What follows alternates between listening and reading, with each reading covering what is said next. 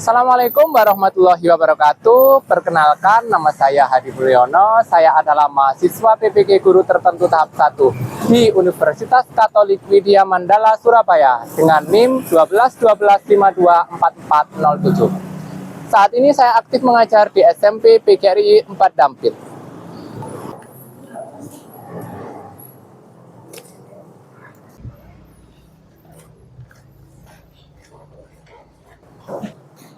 Persiapan berdoa mulai. Bismillahirrahmanirrahim. Alhamdulillahirabbil alamin. Ar-Rahmanirrahim. Maliki yaumiddin. Iyyaka na'budu wa iyyaka nasta'in. Ihdinas siratal mustaqim. Siratal ladzina an'amta 'alaihim ghairil maghdubi 'alaihim waladdallin. Amin. Selesai, berdiri. Beri salam kepada Pak Guru. Assalamualaikum warahmatullahi wabarakatuh. Waalaikumsalam warahmatullahi wabarakatuh. Silakan duduk.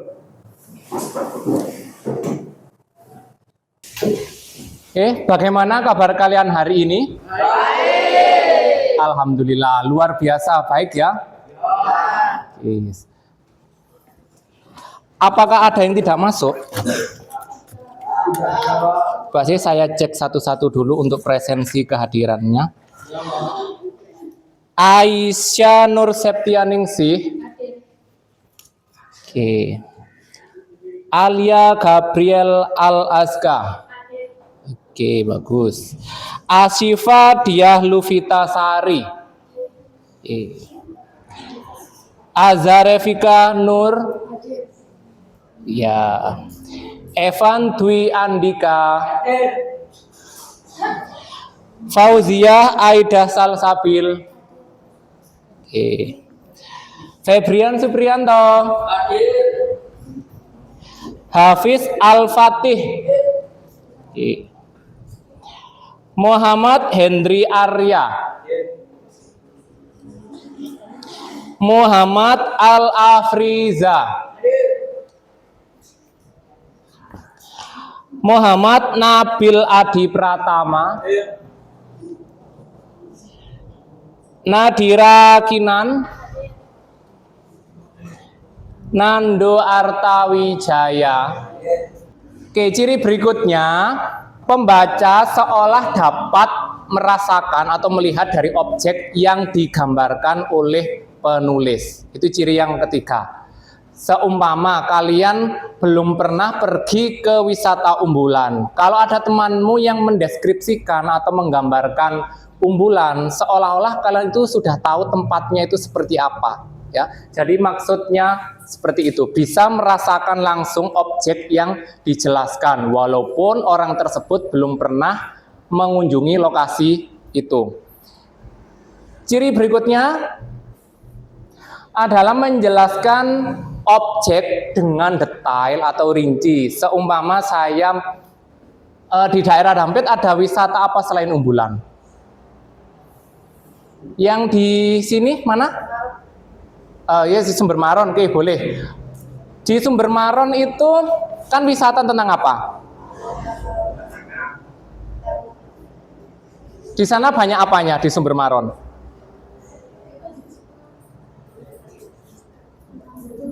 Iya, selain pengunjung kan yang dilihat di sana kan pemandangan ya. Jadi ciri yang berikutnya itu menjelaskan objek secara rinci. Kalau Al-Afriza mencontohkan Sumber Maron, berarti di sana identik dengan wisata air. Nah, kalau wisata air ada apa di sana? Menyewakan ban, ya. Ya, Oke, alhamdulillah luar biasa kalian hari ini hadir semuanya. Oke, setelah saya menampilkan video tadi, kira-kira objek atau gambarnya itu tentang apa di video tadi? Sound horeg. Berarti kalian sudah pernah atau bahkan sering untuk menonton sound horeg ini? Sering ya, mungkin di kehidupan sekeliling kita banyak ya.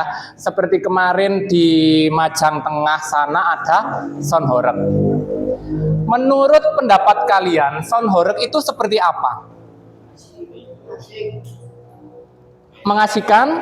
Selain dari segi itu kan suaranya sangat di luar batas ya, benar yang dikatakan Febrian Suprianto. Oke, silakan ditonton di layar depan kalian ya, saya putarkan untuk diamati.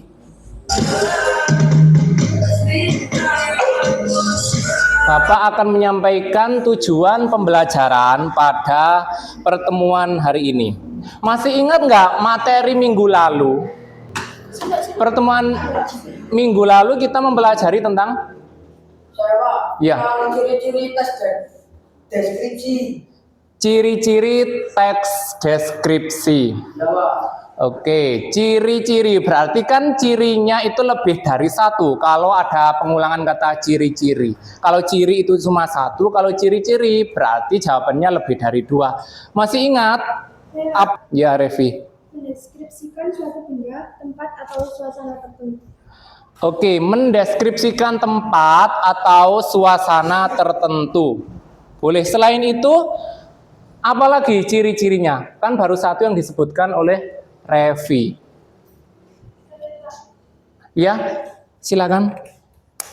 Menggunakan panca indera. Menggunakan panca indera berarti kita itu kalau misalkan ke suatu tempat kita bisa melihat, merasakan, mendengar, atau bahkan menyentuh objek tersebut. Oke, masih dua. Ada lagi. Oke, ciri-cirinya itu. Terima kasih jawabannya ya, kalian luar biasa. Untuk berikutnya ini. Coba diamati di layar kalian. Ya. Ini tentang apa? Gambar apa? Objeknya. Sound. Oke, sound horeg. Lagi-lagi ya, sound horeg itu sekarang menjadi fenomena yang viral di sekeliling kita. Sound horeg itu ada apa sih yang ditonjolkan atau kelebihannya kok sehingga orang itu berbondong-bondong untuk melihat secara langsung? Tadi di awal Revi mengatakan mengasihkan. Lalu Febrian Suprianto suka dengan istilahnya apa? Kelap-kelip lampunya atau apa gitu misalkan. Ya. Nah, di sound horeg ini adalah fenomena yang viral mulai dari beberapa tahun yang lalu ya. Seingat saya di daerah Kabupaten Malang itu yang mengawali adalah di Karangasem. Itu awalnya sampai menular ke kecamatan lain. Jadi materi kita ini tentang ini. Ya. Oke. Tujuan yang kedua, melalui diskusi nanti kalian itu mampu membedakan teks deskripsi dengan teks yang lain. Nah, kalau teks deskripsi itu sudah jelas nanti kan menggambarkan objek dengan rinci. Kalau teks lain, ada yang ingat jenis teks selain teks deskripsi? Apa? Seingat kalian? Iya benar sekali, Febrian Suprianto, teks narasi. Jadi harapannya nanti kalian bisa membedakan antara teks deskripsi dengan teks lainnya. Kalau misalkan dibedakan antara teks deskripsi dengan teks narasi, kalau teks deskripsi itu laporannya berdasarkan fakta sesuai dengan apa yang kita lihat. Kalau teks narasi itu lebih banyak fiktifnya atau imajinasinya dari penulis. Ya. Tujuan pembelajaran berikutnya melalui penugasan, ya, kalian nanti bisa menulis teks deskripsi sederhana. Itu harapan saya di akhir pembelajaran nanti. Kalian bisa menulis teks deskripsi dengan bahasa kalian sendiri, ya. Entah itu kalau berbeda objek antar teman, tapi harapannya nanti bisa menulis teks deskripsi sederhana. Oke, materi kita hari ini tentang struktur teks deskripsi, ya. Kalian boleh nanti mencatat intinya saja ya. Untuk struktur teks deskripsi, yang pertama adalah identifikasi. Nah, di bagian identifikasi itu adalah bagian awal dari teks deskripsi yang berisi pengenalan nama objek. Kalau objeknya itu berarti tempatnya. Misalkan umbulan, tempatnya di mana? Ubalan ya. Jadi di situ ya, nama objeknya umbulan. Ya, makna umbulan itu apa? Kan tidak mungkin memberi nama tanpa tahu maknanya. Misalkan umbul, itu kan dari kata umbul sih. Mungkin naik ke permukaan, mungkin kan karena di situ ada sumbernya. Ya, saya menafsirkannya seperti itu. Lalu lokasinya di mana? Tadi Risela mengatakan di Umbulan ya, Umbul Rejo. Umbulan. Sejarah lahirnya bagaimana? Mungkin dulu dipakai untuk orang bertapa atau apa, kita nggak tahu ya.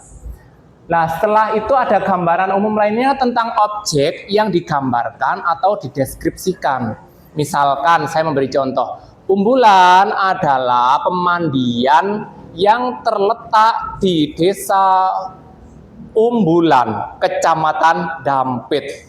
Umbulan biasanya banyak digunakan untuk kegiatan, yang kalian tahu untuk kegiatan apa di sana? Sekali. Mungkin ini strukturnya, yang ini boleh ditulis intinya saja ya. Oke. Jadi inti dari identifikasi adalah mengenalkan nama objek. Objek itu bendanya ya. Misalkan ini. Ya, ini mikrofon misalkan ya. Setelah mengenalkan nama objek, ada nama, lokasi dan sejarah.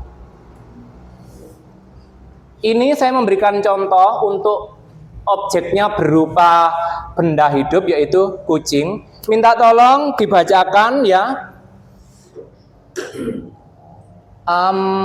Revan, minta tolong dibacakan satu paragraf ini yang di layar.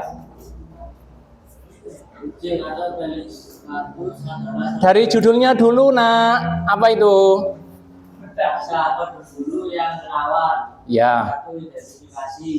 Kucing atau Felis cactus adalah salah satu hewan peliharaan paling populer di dunia. Dikenal karena sifatnya yang mandiri. Namun perlu kasih sayang, hewan ini termasuk dalam keluarga Felidae yang juga mencakup singa, harimau, dan macan tutul. Kucing telah hidup berdampingan dengan manusia selama 2 tahun. Berevolusi dari predator liar menjadi teman setia yang mengisi rumah-rumah di seluruh dunia. Kehadiran mereka di berbagai budaya menunjukkan betapa eratnya hubungan antara manusia dan hewan ini. Oke, terima kasih telah membantu untuk membaca. Jadi di situ perlu saya pertegas, di bagian identifikasi itu objek yang dibahas tentang apa? Benar sekali, kucing. Jadi kucing itu nama latinnya adalah Felis catus, itu dari bahasa Latin ya. Makanya di situ ditulis dengan huruf miring. Adalah salah satu hewan peliharaan populer di dunia. Objeknya sudah dijelaskan di sini berupa kucing ya. Mempunyai bulu, di situ disebutkan berevolusi dari predator lain. Predator liar menjadi setia. Beda dengan saudaranya seperti macan tutul atau harimau. Kalau harimau jinak atau buas? Buas ya, beda dengan kucing. Kucing itu lebih jinak ya. Ini bisa dipahami ya untuk identifikasi ya, mengenalkan objeknya ya berupa kucing. Jadi ini gambaran umumnya tentang kucing itu apa? Hewan yang berbulu. Masih ada keluarga dengan singa, harimau, macan tutul. Bisa dipahami ya? Saya lanjut.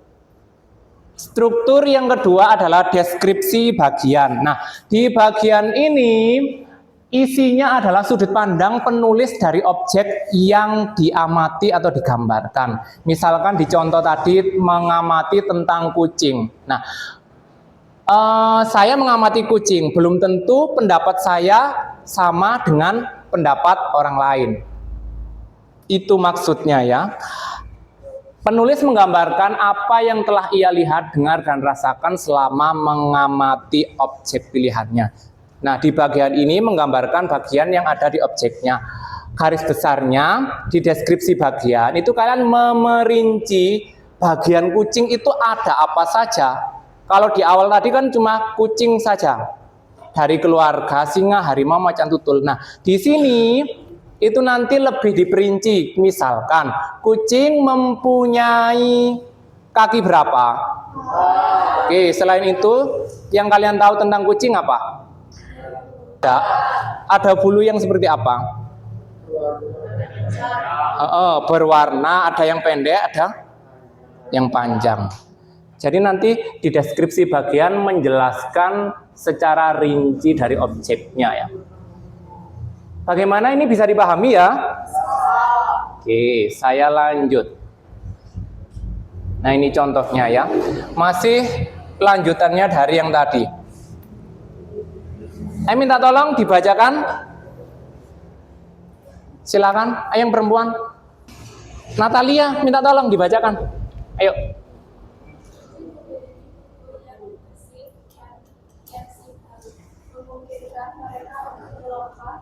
Oke, terima kasih. Di bagian deskripsi bagian itu lebih memerinci ya, mulai dari kucing itu hewan yang suka melompat, memanjat dengan anggun. Ya, selain itu ada pupil yang bisa melebar dan menyempit. Biasanya kalau malam itu berwarna lebih cerah ya. Lalu ada corak bulunya mulai polos, belang hingga bercak. Ini ya. Saya lanjut ya. Oke, mungkin sebelum saya lanjut ada yang belum paham, silakan ditanyakan mulai dari yang identifikasi dulu sama struktur yang deskripsi bagian. Kalau nggak ada, saya lanjut ke struktur yang ketiga, ya. Di sini berisi pengamatan penulis terhadap objek. Kalau contohnya tadi tentang objek kucing, berarti ringkasan atau kesan umum mengenai hal yang dideskripsikan penulis itu berhubungan dengan kucing. Misalkan, kucing adalah hewan yang berbulu, berkaki 4, mempunyai 2 telinga, ekornya panjang, bulunya ada yang pendek, ada yang panjang, halus. Ya, jadi nanti kesimpulan di situ. Kesimpulan itu biasanya ada di paragraf terakhir. Menulisnya cukup singkat, 3-5 kalimat yang pendek. Ya, untuk kesimpulan. Beda dengan identifikasi dan deskripsi bagian. Kalau identifikasi itu cirinya di awal paragraf. Ada 2 paragraf, 3 paragraf. Next ya. Untuk kesimpulan bisa dipahami nggak? Nah, di bagian kesimpulan ini kesimpulanmu dari objek yang kamu amati itu apa? Intinya itu minimal 3 kalimat pendek ya. Ini contohnya ya. Kesimpulan, kucing adalah makhluk yang mempesona dengan kombinasi keindahan fisik, mampu beradaptasi dan mempunyai kepribadian beragam. Kucing biasanya bisa mengurangi stres karena wajahnya yang imut ya, menjadikan orang yang memelihara kucing itu beban ataupun masalah itu bisa sedikit berkurang. Ya. Ada yang ditanyakan? Tidak. Ada yang tahu nggak di layar itu ada berapa gambar? 5 ya. Oke, Bapak minta tolong untuk kalian membentuk kelompok.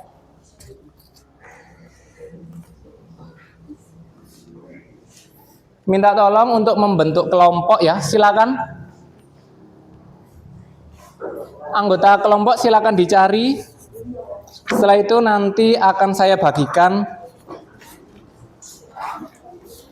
LKPD sesuai dengan yang ada di layar. Satu kelompok itu 4 orang. Saya maunya random, laki dan perempuan. Ya.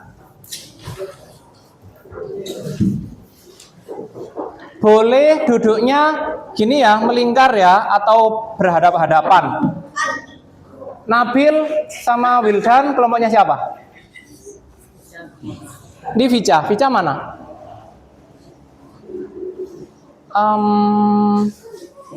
Kursinya dipindah ke sini. Kursinya saja. Sama alat tulisnya dibawa ke sini.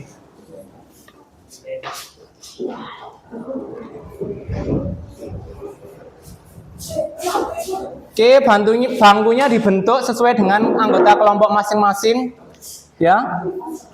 Arya, kelompokmu siapa? Al-Fatih. Ayo menghadap ke anggota kelompok masing-masing. Febrian Suprianto, ke anggota kelompokmu siapa? Bentar, saya bagikan dulu. Berapa yang kurang? 4 lah. 4 ya. Sudah kebagian semuanya? Minta tolong diamati ya di LKPD-nya sesuai dengan kelompok masing-masing. Kelompok Brot siapa?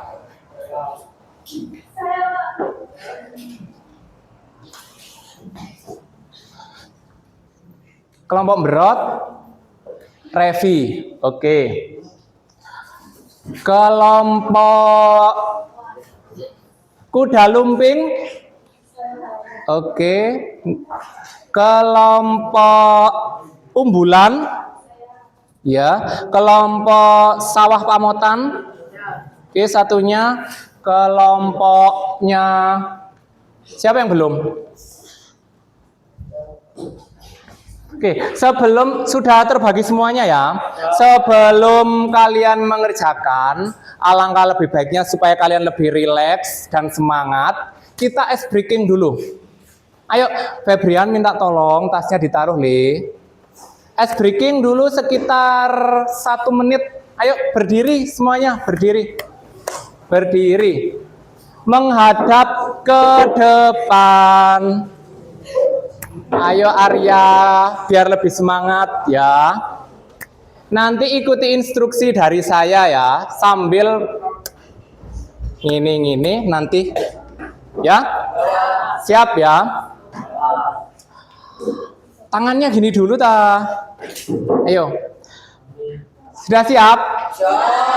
Revan, siap? Revan mau nari yang ini. Ya. Yuk, tertib disiplin siswa, tepuk tangan. Mari kita lakukan tertib disiplin siswa, bersama-sama kita tepuk tangan. Tertib disiplin siswa, injak bumi. Mari kita lakukan tertib disiplin siswa, bersama-sama kita injak bumi. Tertib disiplin siswa berteriak.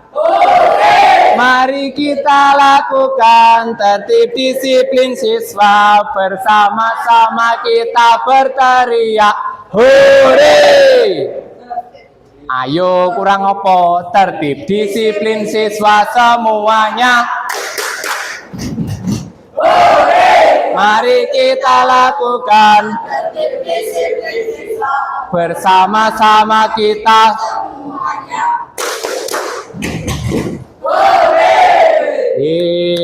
Terima kasih. Bagaimana? Apakah lebih semangat lagi? Ya. Oke, boleh duduk. Terima kasih. Oke, sekarang silakan dikerjakan LKPD masing-masing sesuai dengan anggota kelompoknya. Ya. Jangan lupa dikasih nama dan kelompok serta kelas, ya.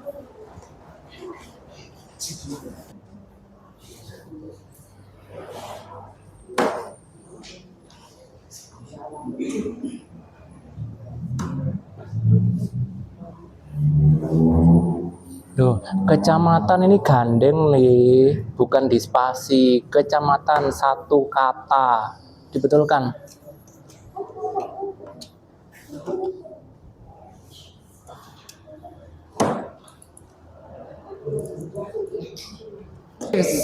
Ada sukarelawan untuk mempresentasikan hasil diskusi dengan anggota kelompoknya sambil menunggu kelompok Febrian Suprianto, Sabil,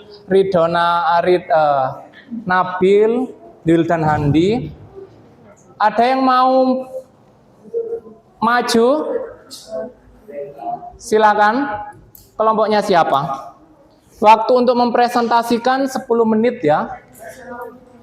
Iya, 10 menit di depan menyampaikan hasil diskusi dari kelompok kalian di sini.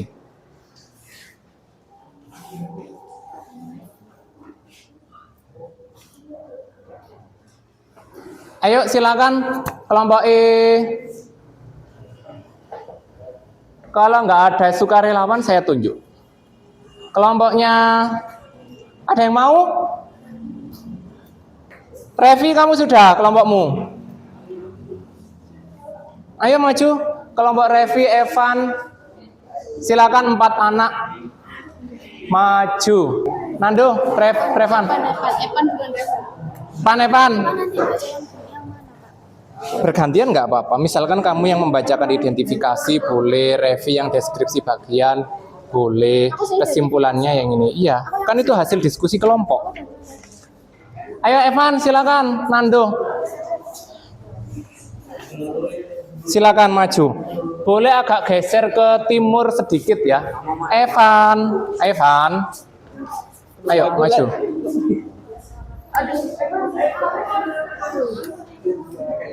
Arya sama minta tolong menghadap ke depan. Sudah selesai ya? Hafiz Al-Fatih, silakan menghadap ke depan.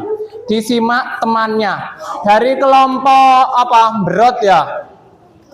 Silakan. Siapa yang mau menyampaikan tentang identifikasi? Yang lain? Febrian Suprianto minta tolong temannya di depan. Ayo menghadap ke depan. Ya. Diputer toleh, jangan seperti itu. Maju. Nah, ya. Ini ada satu kelompok dari anggota kelompoknya Revi, Evan, Nando, sama Nadira mau mempresentasikan hasil diskusi mereka tentang, silakan. Iya. Waalaikumsalam warahmatullahi wabarakatuh.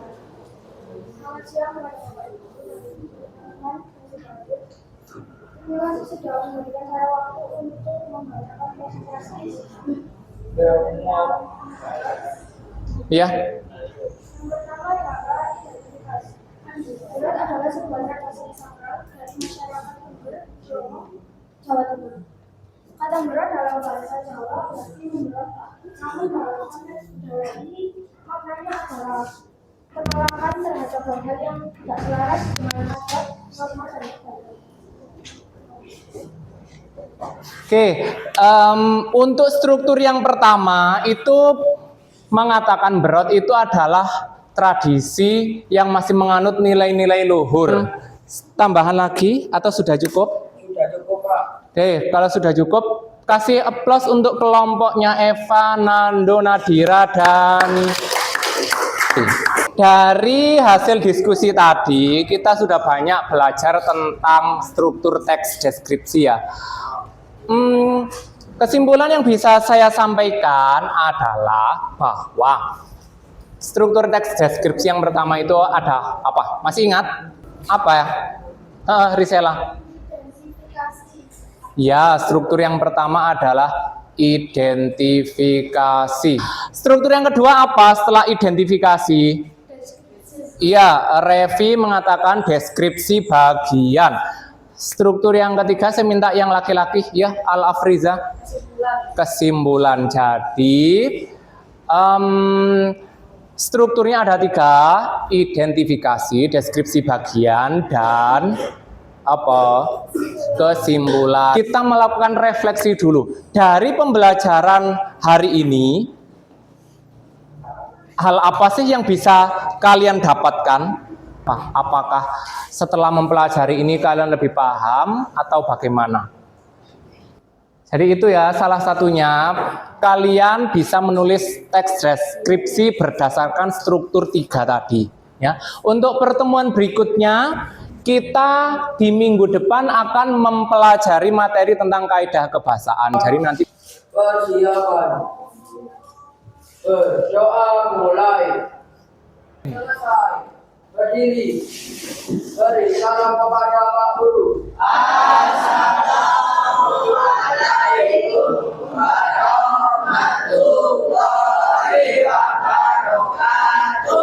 Waalaikumsalam warahmatullahi wabarakatuh.